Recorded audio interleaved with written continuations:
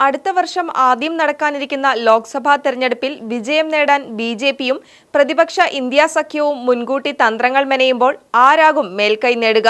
അടുത്തിടെ നടന്ന സംസ്ഥാന തെരഞ്ഞെടുപ്പുകളിൽ 3 ശക്തമായ മുന്നേറ്റം നടത്തിയ ബിജെപിക്ക് ആത്മവിശ്വാസം 10 മടങ്ങ് വർദ്ധിച്ചിട്ടുണ്ട്. ഒപ്പം പ്രതിച്ഛായ കൂടുതൽ മെച്ചപ്പെടുത്താനും കഴിഞ്ഞു. പ്രതിപക്ഷ ഇന്ത്യ സഖ്യത്തിന്റെ മുൻനിര നേതാവായ ബീഹാർ മുഖ്യമന്ത്രി നിതീഷ് കുമാർ ബിജെപിക്കൊപ്പം ചേരുമെന്ന് ഏതാണ്ട് ഉറപ്പായ മട്ടാണ്. ചില വിലപേശലുകൾ പൂർത്തിയാക്കി അദ്ദേഹം ഡീൽ ഉറപ്പിച്ചാൽ ബിജെപിക്ക് അത് ഗുണം ചെയ്യും.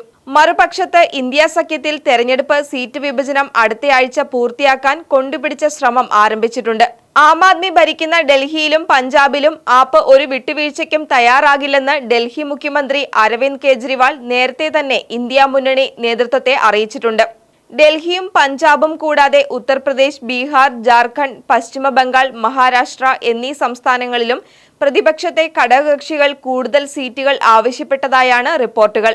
എന്നാൽ കോൺഗ്രസ് നേതൃത്വം ഇതിന് വഴങ്ങില്ലെന്നാണ് സൂചന. കലങ്ങിമറിഞ്ഞ ഇന്ത്യൻ രാഷ്ട്രീയത്തിൽ കോൺഗ്രസ് പ്രതിസന്ധിയിൽപ്പെട്ട് ഉഴലുന്നതും നേട്ടമാക്കാൻ ബിജെപി അവസരം കാത്തിരിക്കുകയാണ്. ഇന്ത്യ മുന്നണിയുടെ ഭാഗമായ ബീഹാർ മുഖ്യമന്ത്രി നിതീഷ് കുമാർ മുന്നണി മാറാനുള്ള തയ്യാറെടുപ്പിലാണ്. മുന്നണിയിലെ സീറ്റ് വിഭജന ചർച്ചകൾ എത്രയും വേഗം പൂർത്തിയാക്കണമെന്ന് സമീപകാലത്ത് നടന്ന ഇന്ത്യ ബ്ലോക്കിന്റെ യോഗത്തിൽ തീരുമാനിച്ചിരുന്നു. പ്രധാനമന്ത്രി സ്ഥാനാർത്ഥിയെ പിന്നീട് തീരുമാനിക്കാമെന്നാണ് ധാരണ. സീറ്റ് വിഭജനത്തിൽ സമവായത്തിലെത്തുന്നതിലാണ് പ്രധാന ശ്രദ്ധയെന്നാണ് ഡൽഹിയിൽ നടന്ന യോഗത്തിന്റെ തീരുമാനം. എന്നാൽ പഞ്ചാബിൽ ഒറ്റയ്ക്ക് മത്സരിക്കാൻ പാർട്ടി തീരുമാനിച്ചതായി ഭരണകക്ഷിയായ ആം ആദ്മി പാർട്ടി വ്യക്തമാക്കി. കൂടാതെ പശ്ചിമ ബംഗാൾ മുഖ്യമന്ത്രി മമതാ ബാനർജിയും തൃണമൂൽ കോൺഗ്രസ് ഒറ്റയ്ക്ക് മത്സരിക്കുമെന്ന നിലപാടിലാണ്. മഹാരാഷ്ട്രയിൽ ശിവസേന UBT 23 സീറ്റുകൾ ആവശ്യപ്പെട്ടതോടെ കാര്യങ്ങൾ കൂടുതൽ പ്രതിസന്ധിയിലായി.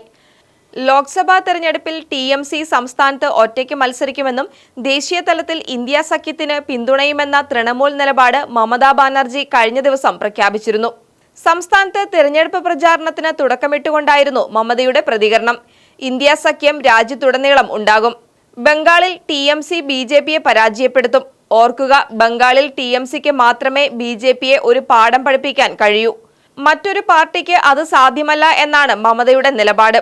ബഹുഭൂരിപക്ഷം MPമാരും MLAമാരും ഏകനാഥ് ഷിൻഡെയ്ക്ക് ഒപ്പം പോയെങ്കിലും ശിവസേന ഉദ്ധവ് വിഭാഗം മഹാരാഷ്ട്രയിൽ 23 സീറ്റുകൾ ആവശ്യപ്പെട്ടത് കോൺഗ്രസിനെ ചൊടിപ്പിച്ചിട്ടുണ്ട്.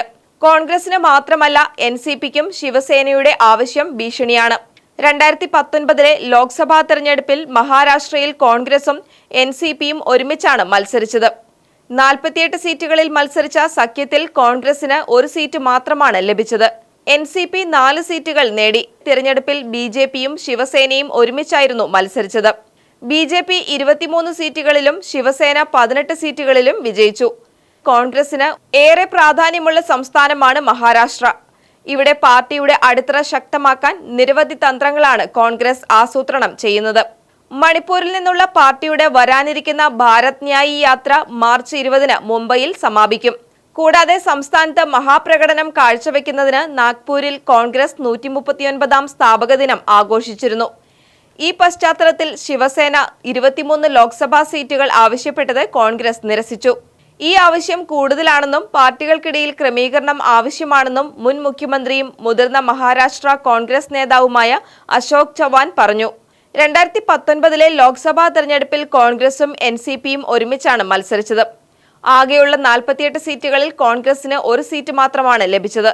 NCP 19 സീറ്റുകൾ നേടി. അതേസമയം പഞ്ചാബിൽ AAP ഒറ്റയ്ക്ക് മത്സരിക്കുമെന്ന് ആം ആദ്മി പാർട്ടി സംസ്ഥാന നേതാക്കൾ നേരത്തെ പരസ്യമായി പറഞ്ഞിരുന്നു. ഡൽഹി മുഖ്യമന്ത്രി അരവിന്ദ് കെജ്രിവാൾ പഞ്ചാബിലെ ബതിൻഡയിൽ ഒരു റാലിയിൽ 2024 ലോക്സഭാ തെരഞ്ഞെടുപ്പിൽ 13 സീറ്റുകളിലും ഭരണകക്ഷിയായ AAPക്ക് വോട്ട് ചെയ്യണമെന്ന് കെജ്രിവാൾ ജനങ്ങളോട് അഭ്യർത്ഥിച്ചു. ഇന്ത്യയുടെ സഖ്യകക്ഷിയായ കോൺഗ്രസുമായി സീറ്റ് പങ്കിടാനുള്ള സാധ്യതയില്ലെന്ന് സൂചന നൽകിയായിരുന്നു അദ്ദേഹത്തിന്റെ അഭ്യർത്ഥന. പഞ്ചാബിൽ നിന്നുള്ള ഉന്നത പാർട്ടി നേതാക്കൾ കോൺഗ്രസ് കേന്ദ്ര നേതൃത്വ യോഗത്തിലും ഇതേ വികാരം പങ്കുവച്ചിരുന്നു. സീറ്റ് വിഭജന സാധ്യതകൾ വിശദമായി ചർച്ച ചെയ്ത കോൺഗ്രസ് രാഷ്ട്രീയ കാര്യസമിതിയിലെ 30ലധികം അംഗങ്ങളുടെ യോഗത്തിന് ശേഷം തങ്ങളുടെ അഭിപ്രായം കേട്ടിട്ടുണ്ടെന്നും പാർട്ടിയുടെ താൽപര്യങ്ങൾ സംരക്ഷിക്കുമെന്നും കേന്ദ്ര നേതൃത്വം ഉറപ്പു നൽകിയതായി കോൺഗ്രസ് ലെജിസ്ലേച്ചർ പാർട്ടി നേതാവ് പ്രതാപ് സിംഗ് ബജ്വ പറഞ്ഞു. 2019 ലോക്സഭാ തെരഞ്ഞെടുപ്പിൽ പഞ്ചാബിൽ 13 ലോക്സഭാ സീറ്റുകളിൽ 8 കോൺഗ്രസ് നേടിയപ്പോൾ AAPക്ക് ഒരു സീറ്റ് മാത്രമാണ് നേടാനായത്.